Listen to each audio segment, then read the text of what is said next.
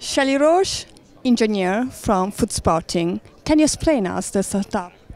Yeah, so Foodspotting is a website and apps that helps you find good food nearby. So, for example, you were just telling me about a great restaurant that's across the street.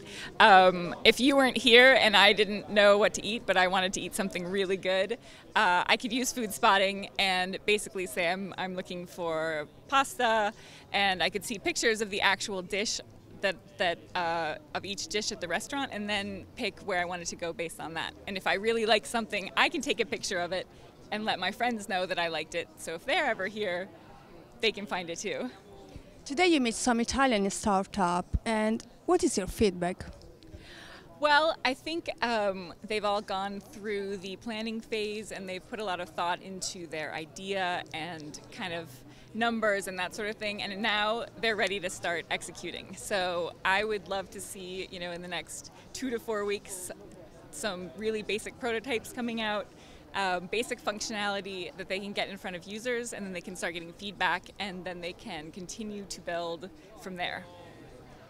Can you tell us some tips for startupper when they meet business angels and when they try to introduce their idea, what they have to do, or what they don't have to do? Well, I think keeping it as simple as possible is really important, and being able to clearly explain what it is that you're doing. We have in Silicon Valley, like, what's your this for that? So it's like eBay for experiences, or Quora for family. So having just a really simple way to compare what you're doing to something that the person you're talking to will be familiar with, so that they immediately have a context with which to evaluate you. And then also, having a prototype if you can, or at least some sort of idea of what your flow is going to be, who your team is, so that they know that you have, the right people in place. And I think that's probably a pretty good place to start. What they shouldn't have done? Oh, that's a good question.